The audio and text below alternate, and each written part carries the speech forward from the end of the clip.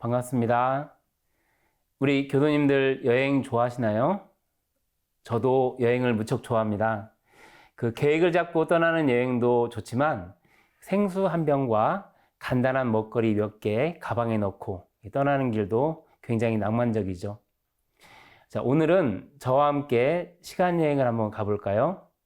자, 불법 연구의 시절로 돌아가 보겠습니다. 대종사님께서는 금강이라는 단어를 자주 사용하셨고 또 거기에 깊은 의미를 두셨습니다.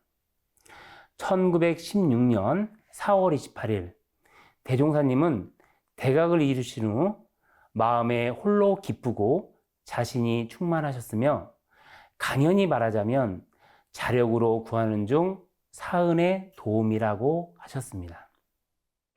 또 생각하시기를 동양에는 예로부터 유, 불, 선 3교가 있고 이 나라에도 근래에 몇 가지 새 종교가 일어났으며 서양에도 몇 가지 종교가 있다 하나 내가 지금까지 그 모든 교의를 자세히 들어본 적이 없으니 이제 그 모든 교서를 한번 참고하여 나의 얻은 바에 대조하여 보셨습니다.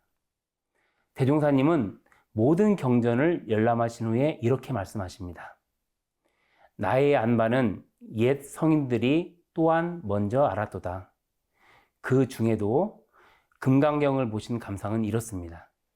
근본적 진리를 밝히기로는 불법이 제일이다. 서가모니 부른 진실로 성인들 중에 성인이라. 내가 스승의 지도 없이 도를 얻었으나 발심한 동기로부터 도 얻은 경로를 돌아본다면 모든 일이 은연중 과거 부처님의 행적과 말씀에 부합되는 바 많으므로 나의 연원을 부처님에게 정한다라고 하십니다. 그리고 앞으로의 비전을 선포하십니다. 장차 회상을 열 때에도 불법으로 주체를 삼고 모든 교법도 마땅한 바를 따라 응용하여 완전 무결한 큰 회상을 이 세상에 건설하리라 라고 천명하십니다. 대종경 실시품 44장에서는 강산은 금강산이 제일이고 인물은 대종사님이 제일이라고 말하는 사람에게 이렇게 말씀하십니다. 고금천하에 다시 없는 큰 도덕이 이 나라에 건설되는 줄은 그대는 모르는가? 라고 하시면서 정신의 지도국, 도덕의 부모국 건설을 말씀하셨습니다.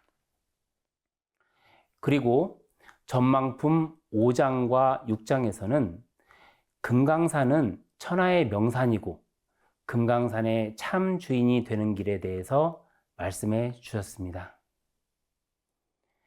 현재 우리가 봉독하는 대종경에는 법문의 요지 중심으로 말씀이 되어 있습니다. 여기에 법문의 생동감을 불어넣기 위해서는 대종사님께서 언제, 어디서, 구체적으로 누구에게 라는 내용이 들어있으면 더욱더 살아있는 법문이 될 수 있겠다는 생각으로 원불교 최초의 정기 간행물인 월말통신 등을 찾아보았습니다. 전만품 6장에서는 대종사님께서 개교 기념일에 말씀하셨다고 되어 있는데 월말통신에는 이렇게 되어 있습니다. 무진년 1928년 9월 26일 본회 사경절 중 하나라고 되어 있습니다. 현재 우리 교단에서는 사축이제가 있지만 불법 연구의 당시 원기 11년 1926년 대종사님은 새 회상의 사기념이해법을 발표하십니다. 공동생일 기념은 회상의 생일과 교도들의 공동생일을 한날로 합동 기념하자는 것입니다. 공동생일 기념은 지금의 4월 28일 대각개교절이 되었습니다. 명절 기념은 제래의 수많은 명절들을 한날로 교당에서 합동 기념하자는 것입니다. 자, 명절 기념은 지금의 12월 1일 명절 대제의 모습이 되었습니다. 그리고 공동 선조 기념은 부모 이상 선대의 모든 제사를 한날로 공동 기념하자는 것입니다. 공동 선조 기념은 지금의 6월 1일 6.1 대제의 원형이었고 현재도 추석 즈음에 추석 향례를 함께 모시고 있는 것도 사 기념례 중 공동 선조 기념의 연장선에 있다고 할 수 있겠습니다.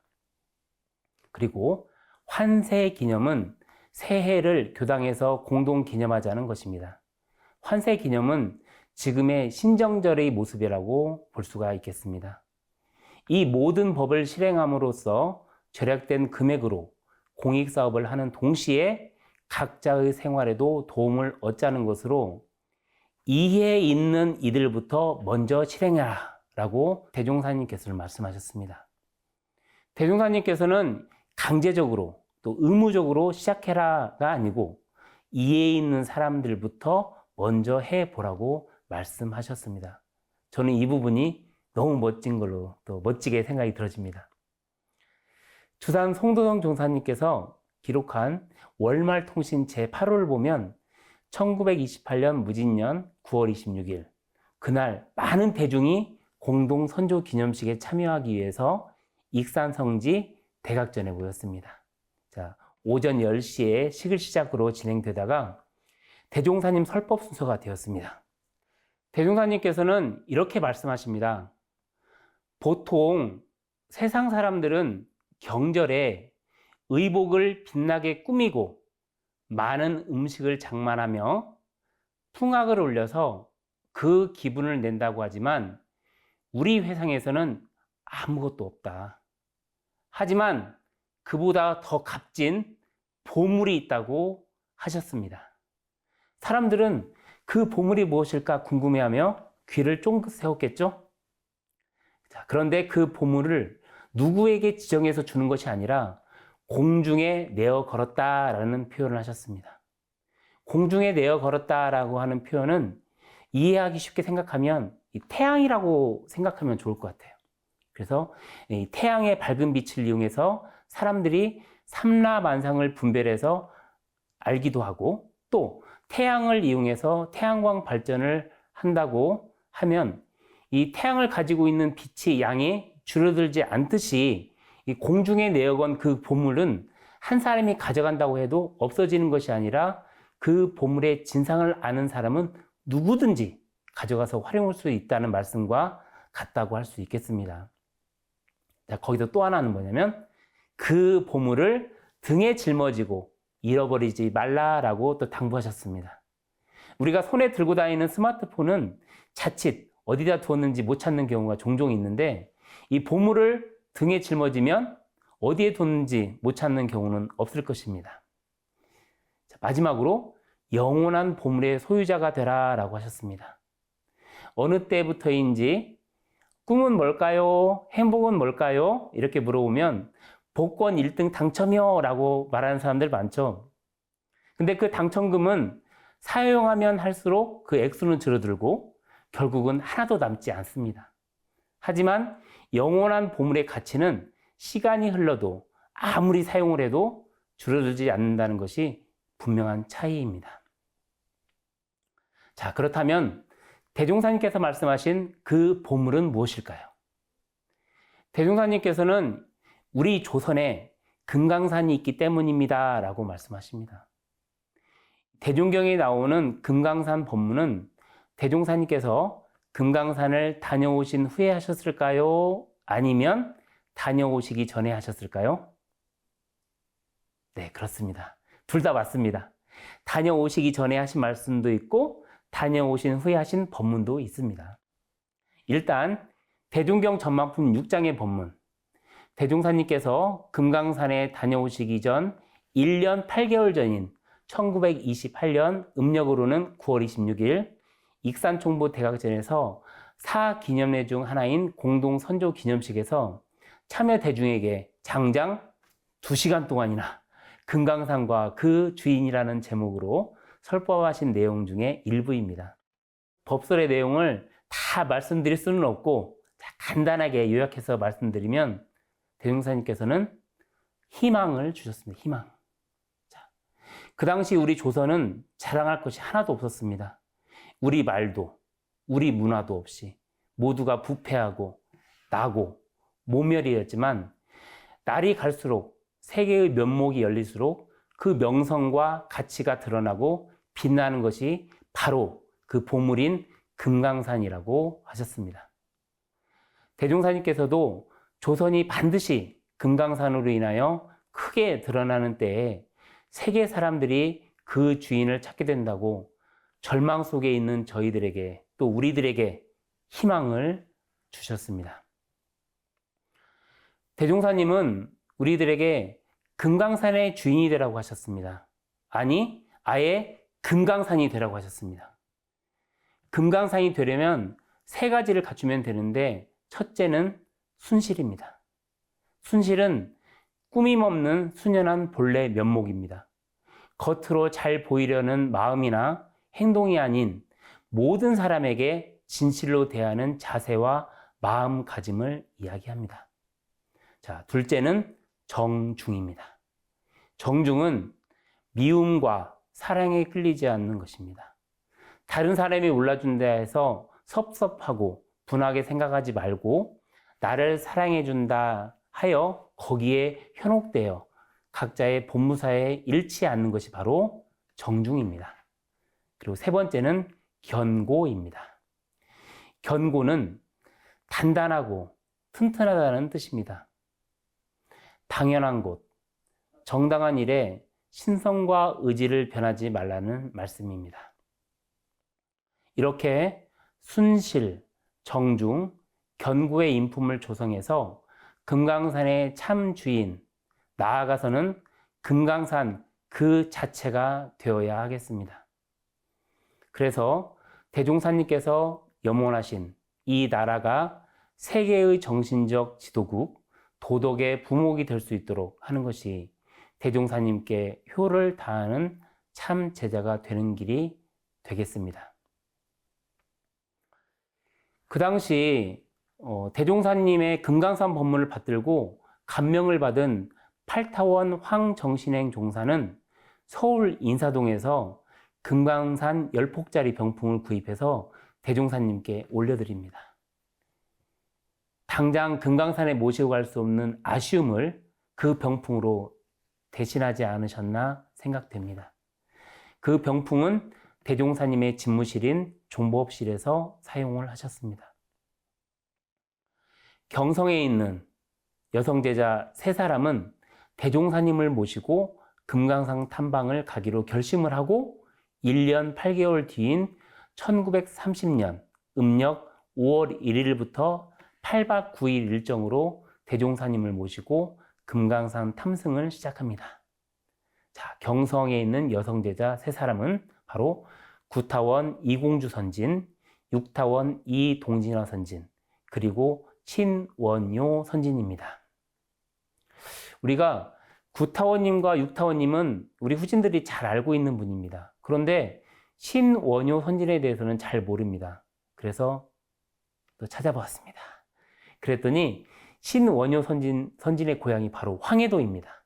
그래서 금강산과는 거리가 멀지 않은 곳에서 태어나서 자랐으며 1928년 그 딸의 친구인 성성원의 인도로 서울에서 대종사님을 뵙고 불법 연구회에 귀하게 됩니다. 2년 뒤인 1930년에 대종사님을 모시고 금강산 가이드 역할을 하시는 것이죠. 자, 그런데 그 신원요라고 하는 선지님의 연세가 그 당시 나이가 64세였습니다. 지금은 64세라고 하면 뭐 그렇게 많지 않은 나이였지만 그 당시에 64세는 굉장히 많은 나이였죠. 그런 노구임에도 불구하고 대종사님을 모실 수 있다는 행복감에 이렇게 함께 하셨던 것 같습니다. 자, 대종경 전만품 5장에는 우리가 잘 알고 있는 식구가 있습니다. 대종사님께서 금강산 탐승 후에 말씀하신 금강현세계 조선 갱조선이라고 합니다. 초기 규서인 월말통신 27호에는 보습 금강경 금강계골이라고 되어 있습니다. 풀이하면 보습 금강경 걸어서 금강산을 구경하고 보니 금강계골이여 금강에 남은 건 다 뼈다귀 뿐이로다. 금강현색의 조선갱조선. 금강현색의 금강산이 세상에 드러나니 조선갱조선. 조선이 다시 새롭게 조선이 된다. 금강현색의 열애도중생. 금강현색의 금강산이 세상에 드러나니 열애도중생. 부처님이 중생을 제도한다 라고 되어 있습니다. 대종사님께서 1928년에 말씀하신 금강산과 그 주인에서 이미 세계에 둘도 없는 금강산에 대해서 찬탄한 바가 있지만, 대종사님께서 그렇게 그리던 금강산을 보고 나신 후에는 석연찮은 데가 있음을 우리는 시를 통해서 알 수 있습니다. 뼈다귀밖에 안 남았다, 이 말씀. 이 말씀은 자칫 눈에 보이는 금강산의 절경에만 빠지지 말고 금강산의 진면목인 순실과 정준과 견구의 이 세 가지를 각자가 양성해서 금강산의 참 주인이 되는 것입니다. 나아가서는 각자가 금강산이 되는 것이죠. 대종사님께서 그 금강산을 유람하고 돌아오셔서 이 대중들에게 말씀하시기를 이렇게 말씀하십니다. 내가 이번에 산에서 유숙한 여관의 주인이 마침 예수교인으로서 그 신앙이 철저하여 대단한 낙생활을 하고 있기에 그의 경력을 물어보았다. 그랬더니 그는 신앙생활 30여 년에 자기 생활상에 많은 풍파도 있었지만 그러한 굴곡을 당할 때마다 좋은 일이 돌아오면 하나님께서 사랑하여 주시니 감사하고, 또 낮은 일이 돌아오면 저의 잘못을 경계하여 주시니 또한 감사하다 하여서 좋으나 낮으나 경계를 대할 때마다 마음이 더욱 묶어지고 신앙이 더욱 깊어져서 이렇듯 낙생활을 하게 되었습니다 라고 이렇게 얘기를 하는 것이죠. 그러면서 우리 대중들도 이러한 타력신만 믿고 있는, 타력신앙에 의지하고 있는 예수교인도 이렇게 낙생활을 하고 있는데, 이렇게 자력과 타력을 병진하는 우리들로서 더욱더 분발해야 되겠다라고 하시면서 각자, 그대들도 각각 신앙 정도를 마음 깊이 대조하여서 봐라 라고 이렇게 대종사님께서 한번 경각심을 일으켜 주시는 그런 계기도 바로 금강산을 통해서 말씀을 하셨습니다. 대종사님은 금강산을 몇 번 다녀오셨을까요? 여러 번 다녀오셨을까요? 대종사님께서는 금강산을 딱 한 번밖에 다녀오시지 못했습니다. 그 금강산 탐승 전에 하신 법문, 그리고 다녀오신 후에 법문이 있죠. 1930년 음력 5월 1일부터 8박 9일 일정으로 경성에 있는 여제자 셋과 함께 가셨는데, 실제적으로 금강산을 탐승한 그 날짜는 딱 3일밖에 안 됩니다. 8박 9일 중에. 그 이유는 비가 그렇게 많이 와가지고 가실 수가 없는 거예요. 그래서 그 여관에서 묵으시면서 나름대로의 금강산, 그리고 우리나라의 앞으로의 전망, 한반도의 앞으로의 그런 모습들을 상상하시면서 그 내용들을 그리셨던 것이죠. 그러면서 금강산에 계시면서 여관에 있는 그 주인의 마음, 그 신성을 한번 보시는 거예요. 그랬더니 불만도 없고 불만하는 기색이 없이 항상 행복해하고 감사하는 마음으로 이렇게 생활하는 모습이면서 어떤 신앙을 갖고 있냐라고 물어보니까 기독교 신앙을 하고 있다라고 얘기를 하는 거죠. 그런데 기독교 신앙을 하고 있음에도 불구하고 저렇게 감사 생활하는 모습을 보면서 우리는 자력과 타력을 병진하는 자타력 병진 신앙인데도 불구하고 그러면 안 되겠다라는 생각도 한번 하시는 거죠. 그래서 타력 신앙에 머무르는 사람도 저렇게 행복한 생활, 그리고 감사 생활을 하는데 우리는 더욱더 분발해야 되겠구나라는 생각도 그때 생각하시기도 하고요.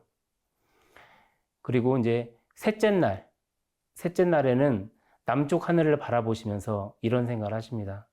사랑하는 나의 제자가 떠나는구나 라고 하십니다. 그러면서 많이 슬퍼하시죠. 바로 불법 연구회 초대 회장인 추산 서중환 선진의 열반입니다. 추산 서중환 선진은 김제에서 한약방을 운영하셨죠. 그래서 많은 돈을 벌으셨고 또 그 돈으로 이 불법 연구회 총부 기지 건설에 또 많은 공을 또 기여를 하셨던 분 중에 하나입니다. 그 일화를 잠깐 살펴보면 한 번은 이제 제자가 뛰어와서 추사님한테 얘기를 한 겁니다. 추사님, 지금 김제 한약방에 불이 났습니다. 빨리 가보셔야 되겠습니다. 라고 하니까 그 당시에 총부 건설하는 시기였거든요. 그러니까 불날 집은 불나는 거고 일단 여기 총부 건설하는 거 먼저 한 후에 가도 늦지 않는다. 이렇게 말씀하시는 거죠. 그래서 이 추사님은 어떻게 보면은 공이 먼저죠. 공적인 일을 먼저 하고 이 불이 난 것은 나중에 처리해도 된다라고 하실 정도로 굉장히 총부 건설, 총부 기지 건설에 주역을 하셨던 분이 한 분이시죠. 그래서 아마 대종사님께서도 추산 서중환 선진의 열반을 더욱더 안타깝게 생각하셨고 슬퍼하지 않으셨나 그런 생각을 해봅니다. 그 후에 1935년에 여름이었죠. 그때 또 한번 탐승을 하려고 계획을 세웁니다. 그런데 무산이 돼요. 그 이유는 부산 하단지부에 삼산 김기천 종사가 위독하다고 하는 전보를 받게 됩니다. 그래서 삼산 김기천 종사가 위독한데 내가 어찌 금강산 탐승을 하겠는가 라고 하면서 금강산 탐승 계획을 취소하고 무산이 되는 것이죠. 한 번은 대종사님께서 이런 여제자들에게 이런 얘기를 하십니다. 나 금강산에 수도하러 갈란다 라고 이런 말씀을 하셔요. 그리고 또 이런 말씀도 하시죠. 내가 없으면 너희들 나를 얼마나 보고 싶어 할 거냐 이렇게 물어보시기도 하시죠. 그런데 금강산에 수도하러 갈란다 라고 하시고 또 내가 한번 가면 흔적을 감추면 찾기 힘들다 라고 이렇게 말씀도 하십니다. 그러니까 예제자들이 그러면 저희들도 따라가지요 라고 이렇게 얘기를 하는 거죠. 그러니 대종사님께서 너희들은 따라올 수 없는 곳이다 라고 얘기를 하십니다. 그래서 어서 공부하고 어서 배워서 빨리 성인이 되고 부처가 되어라. 그리고 스승이 되어라. 이렇게 부촉을 하십니다. 그런데 그 당시 제자들은 잘 몰랐죠. 대종사님이 왜 저런 말씀을 하시나. 그리고 어딜 가시길래 우리는 못 따라간다고 하셨을까. 그런 생각을 하시는 거죠. 나중에 알고 보니까 어디예요? 금강산에 수도하러 갈란다. 그 말씀은 대종사님께서 열반하시고 화장장이 있는 그곳이 수도산이에요. 익산의 수도산. 그러니까 수도하러 갈란다 라고 하는 말씀은 내가 수도산에서 화장이 이루어진다 라고 하는 말씀이셨고 내가 금강산에 수양하러 갈란다 라고 하는 것은 당신이 안장되었던 장자산 공동묘지가 바로 금강리에 있습니다. 주소가. 그래서 금강리에 있는 곳에서 수양을 하신다라고 하는 말씀이 내가 금강리에 있는 장자산 그리고 수도산에 있는 화장터, 화장장 이런 말씀을 미리 열반을 암시를 하신 거죠. 그러니까 내가 떠날 날이 얼마 남지 않았으니 너희들 나만 믿지 말고 이 교법을 믿고 교법에 맞는 대로 신앙과 수행을 열심히 해서 많은 사람들의 스승이 되고 많은 사람들을 가르칠 수 있는 역량과 힘과 법력을 키우라고 하신 그 말씀들이었는데 우리들은 잘 몰랐죠. 그게 무슨 말씀이신지 그리고 무엇을 말씀하시는 건지 우리는 그 뜻을 헤아리지 못해서 나중에서야 대종사님 열반 후에 대성통곡을 하고 그렇게 하신 것이죠. 대종사님께서는 금강산의 주인이 되라 에서 멈추신 게 아니고 금강산이 되어버려라 이렇게 말씀을 하신 거예요. 우리 본문은 금강산이 주인이 되라. 주인 가지고는 안 되는 거예요. 금강산이 아예 되어버려라. 저는 이 본문을 보면서 들으면서 받들면서 어떤 생각이 들었냐면 일원상 서문이 생각이 났습니다. 우리가 이론상 서원문 뒤편에 보면 이런 말씀이 있죠. 이론의 위력을 얻고, 이런 말씀이 있죠. 이론의 위력을 얻는다. 이론의 위력을 얻는다는 것은 마치 금강산의 주인이 되는 것입니다. 하지만 이론의 체성에 합한다. 이 말씀은 금강산 자체가 되어버리는 것이죠. 그러니까 이론상 합쳐버린다. 그것은 금강산의 아예 주인이 되는 것이 아니라 금강산 자체가 되는 거예요. 그래서 금강산이 있고 주인이 있는 것이 아니라 나 자체가 금강산이 되는 것이죠. 그래서 우리들 각자가 금강산이 되어야만 대종사님께서 말씀하신 정신의 지도국, 도덕의 부목이 되는 것입니다. 우리가 그냥 손 놓고 기다린다고 그 시절이 돌아오고 우리나라가 그 지도국이 되고 부목이 되는 것이 아니라 우리 각자가 순실과 정중과 견고를 내 마음속에 갖추고 자격을 갖춰서 각자가 금강산이 되는 그날이 되어야 우리가 진정 정신의 지도국, 도덕의 부목이 되는 나라가 되고 세계의 모든 사람들이 와서 우리에게 그런 도덕을 배우고 마음 공부를 실천하는 그런 날이 올 거라고 생각 들어집니다. 그리고 대종사님께서 그런 말씀하셨습니다. 금강산에 3개의 공원을 조성할 것이다. 그래서 그 공원에서 많은 사람들이 모여서 종교 회의도 열고 많은 세계 평화를 위해서 함께 연구하고 기도하는 그날이 올 것이라고 대종사님께서는 염원하셨습니다. 그 염원을 이루기 위해서는 우리는 3가지 기억하시죠? 순실, 정중, 경고입니다. 이 3가지를 꼭 우리가 갖추고 우리 각자 금강산이 되어서 대종사님께서 말씀하신 정신의 지도국, 도덕의 부목을 건설하는 그날까지 함께 앞장서는 그날까지 공부하시길 염원드리면서 오늘 설교를 마치도록 하겠습니다. 감사합니다.